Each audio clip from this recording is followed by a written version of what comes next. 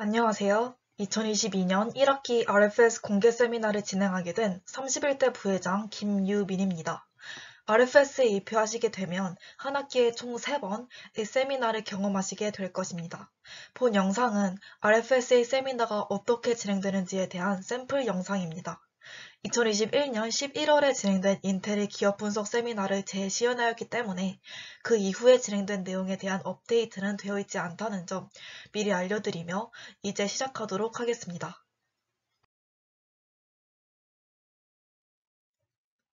본 내용에 앞서 먼저 목차입니다. 본 영상은 인텔 기업 분석 세미나 영상이기 때문에 먼저 기업 분석, 그리고 두 번째로 셀 포인트, 세 번째 중장기 성장 가능성, 그리고 마지막으로 밸류에이션이 있겠습니다. 이해를 돕기 위해 큰 흐름을 위해 그림으로 표현해 봤는데, 먼저 기업 전반에 대한 분석을 진행한 후 거기에 주요한 투자 포인트, 여기에서는 셀 포인트 3개를 잡은 후 거기서 중장기적 밸류를 종합적으로 고려하여 이를 집약적으로 하나의 숫자로 표현하는 밸류에이션이 이루어질 것입니다.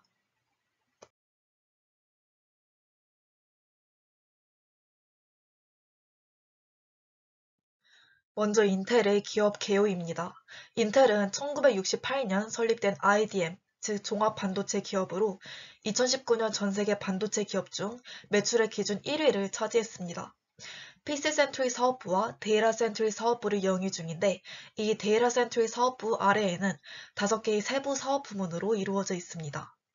21년 3Q 기준 사업부 매출은 CCG가 53.4%, 그리고 영업이익 비중 또한 CCG가 53%를 차지해서 CPU가 동사의 주요 수익 창출원임을 알 수 있습니다. 향후 인텔은 PC 센트리 사업부가 수익의 가장 큰 부분을 차지하는 기존의 사업 구조에서 벗어나 주력 사업을 데이터 센트리 사업부로 전환시킬 예정입니다.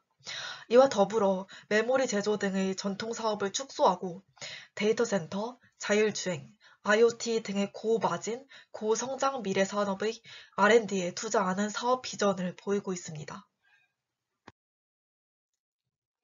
다음은 비즈니스 모델입니다. 인텔이 데이터 센트릭 사업부와 PC 센트릭 사업부로 이루어져 있다고 말씀을 드렸는데, 여기서 데이터 센트릭 사업부는 인텔이 중장기적으로 중점을 두고 있는 사업부입니다. 데이터 센터 시장을 장악하는 것이 엣지 컴퓨팅, 자율주행, 메타버스, AI 반도체 등 미래의 5G 인프라 시장의 승자가 되는 단추이기 때문입니다. 여기서 데이터 센트릭 사업부는 데이터 센터를 의미하는 DCG, 사물 인터넷을 의미하는 IoTG, 자율주행을 의미하는 모빌아이, 낸드 플래시 사업부를 의미하는 NSG, 그리고 Programmable Solutions Group을 의미하는 PSG로 구성됩니다. DCG를 중심으로 IoTG, 모빌아이, PSG는 인텔의 미래 사업을 위해 R&D 투자가 집중되고 있는 분야로 모두 두 자릿수의 성장률을 보이고 있는 고성장 사업입니다. 한편 NSG 부문은 현재 SK 하이닉스가 인수 중입니다. 또한 CCG 사업 부문으로 구성되는 PC 센트릭 사업부는 투자가 축소되고 있는 인텔의 전통 사업으로 인텔 매출의 절반 이상을 차지합니다. 다음은 비용 구조 분석입니다.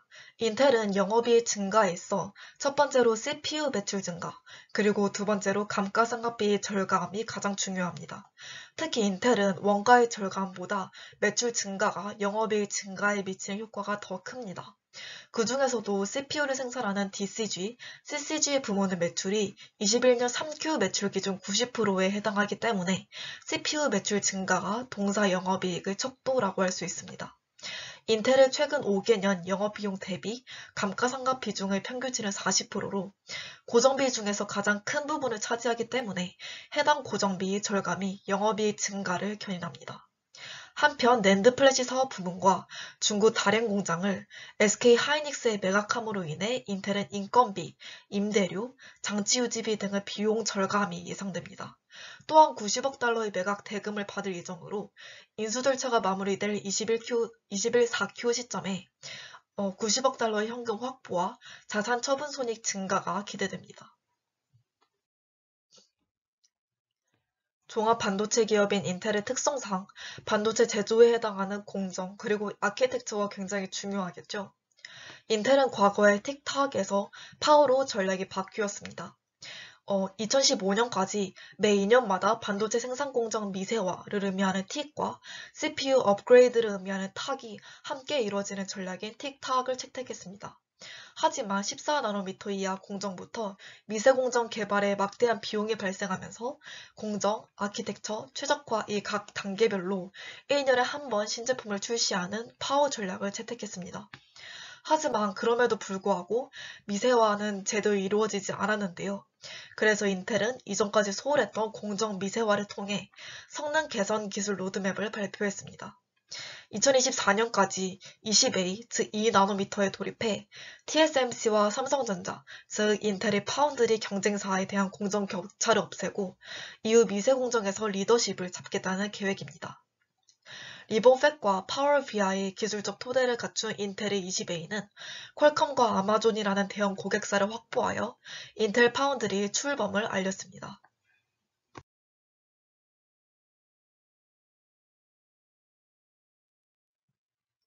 다음은 가장 중요한 셀 포인트의 차례입니다. 인텔은 과거 30년 동안 개인용 PC 시장에서 1위를 놓치지 않는 굉장히 굳건한 선두 기업의 위치에 있었습니다. 하지만 이제 그 명성은 과거의 영광으로 자리 잡을 것으로 보입니다. 인텔은 전통 CPU 제조업체로서 개인용 PC 사업부인 CCG의 매출 의존도가 매우 높습니다. 하지만 현재 개인용 PC, 즉 데스크탑, 그리고 노트북의 수요가 둔화하는 추세이고 또한 경쟁사인 AMD의 약진으로 인해 향후 매출 그리고 수익성의 감소가 불가피해 보입니다.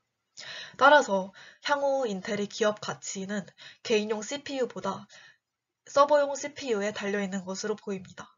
또한 인텔의 주가 또한 이에 반응할 것으로 보입니다. 앞서 인텔의 향후 기업 가치는 개인용 CPU가 아니라 서버용 CPU에 달려있다고 말씀드렸습니다. 하지만 이러한 서버용 CPU 시장 또한 현재 경쟁이 격화되고 있습니다. 데이터 센터 내에 인텔의 경쟁사 중 하나인 ARM 기반 서버용 CPU의 활용도가 높아지고 있기 때문입니다. 대표적으로 기존 인텔의 X86 아키텍처가 주류였던 컴퓨팅 저장 장치와 HCI 영역에서 ARM 아키텍처가 활용되는 사례가 늘어나고 있는데 그 중에서 하나의 예시로 아마존은 데이터 센터 전부를 ARM 기반 CPU로 운영하고 있습니다. 데이터 센터 시장에서 이러한 ARM CPU의 부상은 전력 효율성 그리고 비용 우위에 기인합니다. 그에 더해서 최근 3, 4년간 일부 벤치마크에서 ARM CPU의 성능이 인텔의 X86 프로세서를 능가하고 있는 것을 보이면서 클라우드 업체 입장에서는 ARM을 사용할 유인이 늘어나고 있는 셈입니다. 결과적으로 ARM 기반 CPU의 데이터 센터 침범은 X86 기반 CPU를 생산하는 인텔에게 점유율 하락을 불러올 수 있습니다.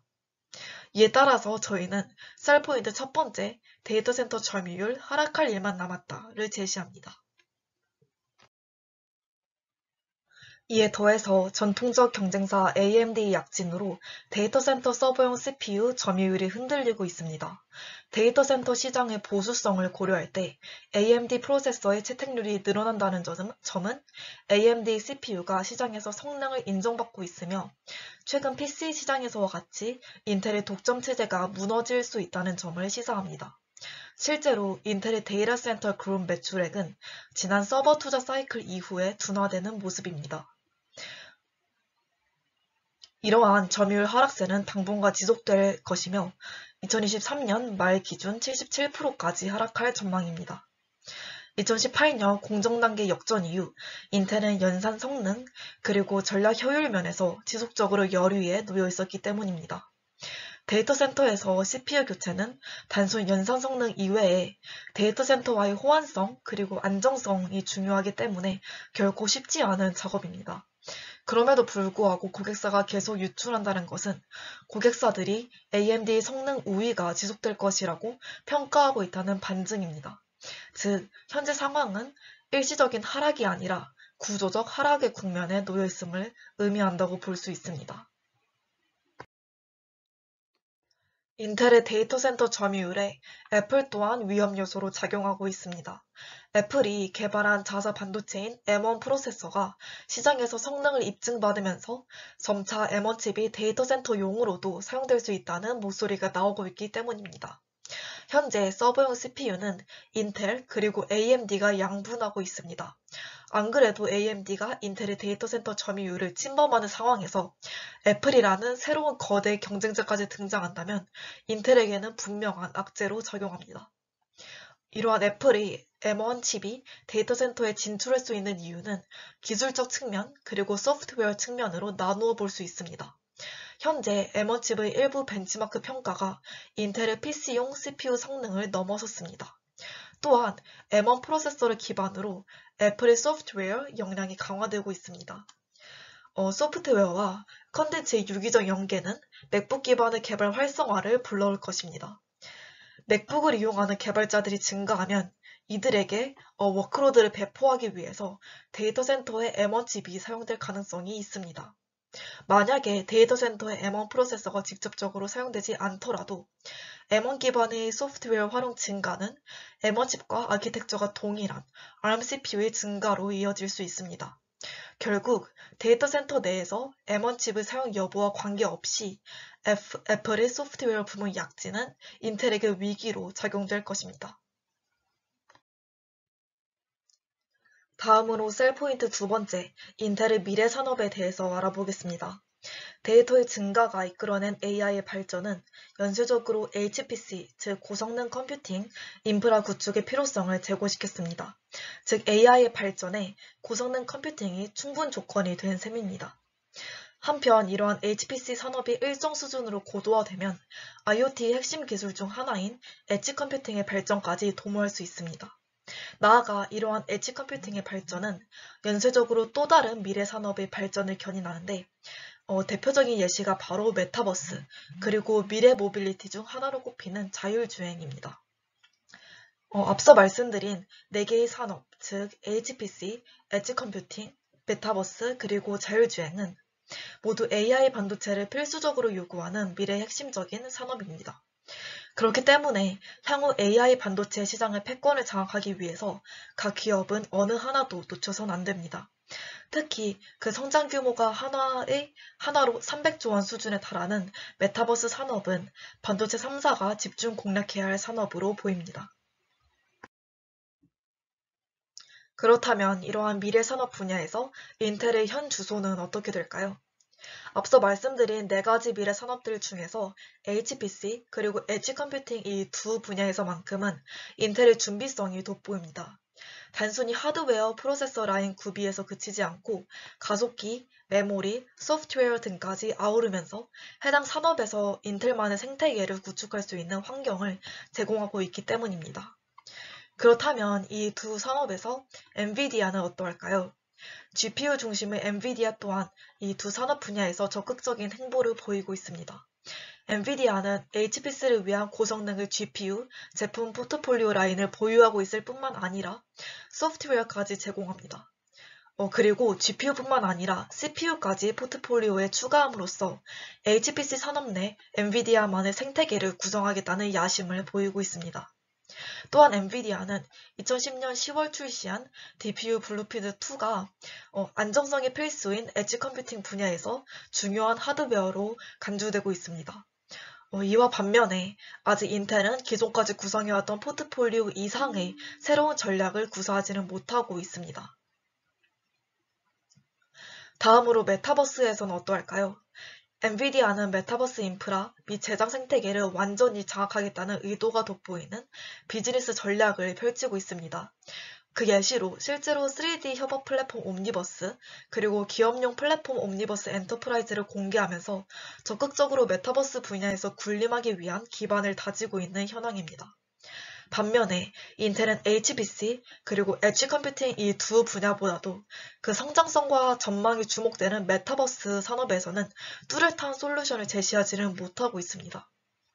아무래도 CPU가 주력인 동사의 특성상 메타버스의 필수 재료라고 할 수 있는 GPU 기술을 독보적인 수준으로 보유한 엔비디아에 비해 여류에 있을 수밖에 없는 상황으로 보입니다.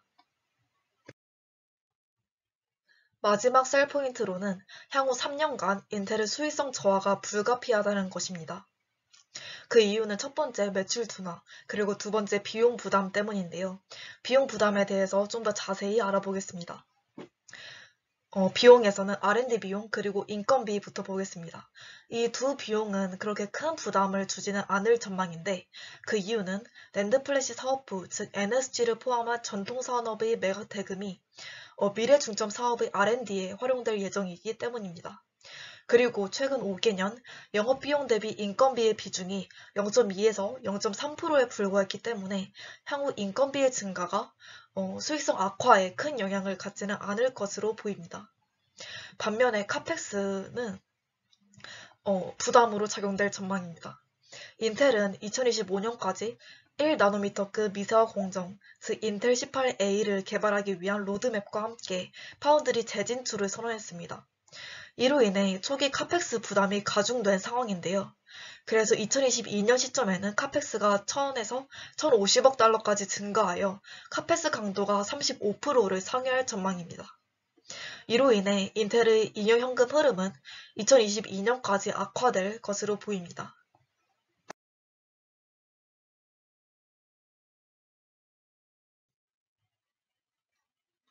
앞서 셀 포인트에서 살펴보신 것과 같이 인텔에는 부정적인 악재가 분명히 존재합니다. 하지만 그럼에도 불구하고 중장기적인 측면에서 승부수는 여전히 남아 있습니다. 총 4가지 분야에서 그 희망을 찾아볼 수 있는데 먼저 첫 번째로는 인텔이 발표한 IDM 2.0에서 있습니다. 인텔이 파운드리 부문에서 운영 효율화를 달성하고 종합 반도체 회사로서의 이점을 누리겠다는 다짐인데요. 인텔 파운드리 전략은 첫 번째로 외부 파운드리를 활용하여 반도체 성능을 향상을 야기하고 두 번째로는 잉여 생산 능력의 파운드리를 활용하여 추가적인 수익 창출을 가능하게 하고 세 번째로는 IP 공개를 통한 인텔 생태계를 구축하여 클라우드 기업이 각자의 솔루션에 최적화된 프로세서를 개발할 수 있도록 기술을 제공하고 생산까지 한 번에 할 수 있도록 돕는다는 것입니다. 그리고 두 번째로 긍정적인 부분은 미국 정부의 적극적인 지원에 있습니다. 인텔의 파운드리 복귀는 미국 정부의 정책 기조와도 관련이 있는데요. 바로 미중 패권 전쟁으로 반도체 자립은 곧 안보라는 인식의 확산으로 바이든 정부도 독자적인 반도체 공급 체인을 구축하기 위해 노력하고 있습니다.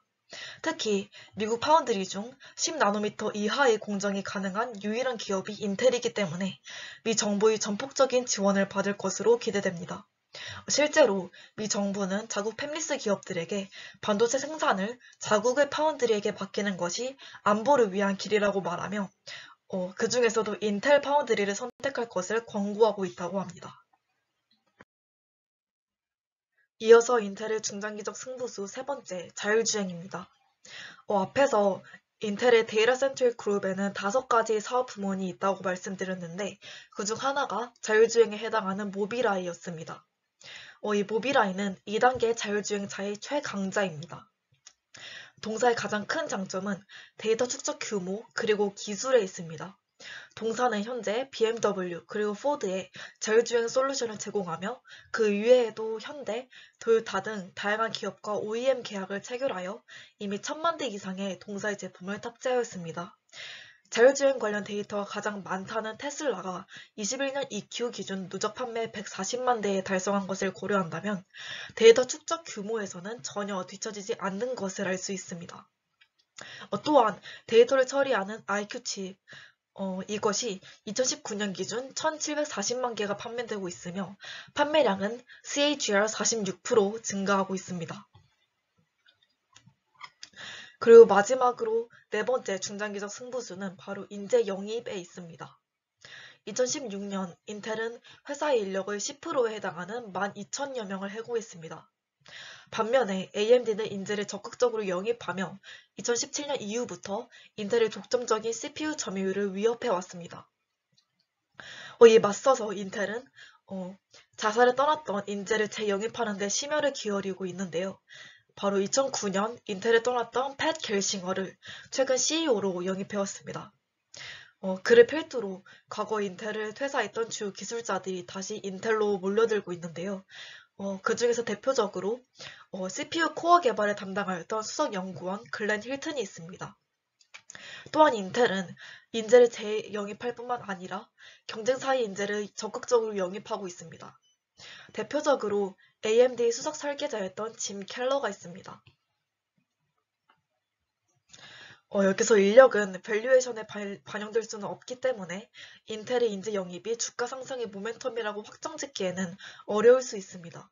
하지만 기술자 역할이 중요한 반도체 시장의 특성상 인텔의 주요 기술자 영업 이슈는 간과할 수 없는 정성적인 요소라고 판단되고, 그리하여 기술 개발은 오랜 시간이 소요되기 때문에 인텔의 인재 영입은 지금 당장 실적에 반영되지는 않을 것이지만 지속적으로 모니터링을 하여 중장기적으로 투자 포인트를 찾는 것이 중요하다고 판단됩니다.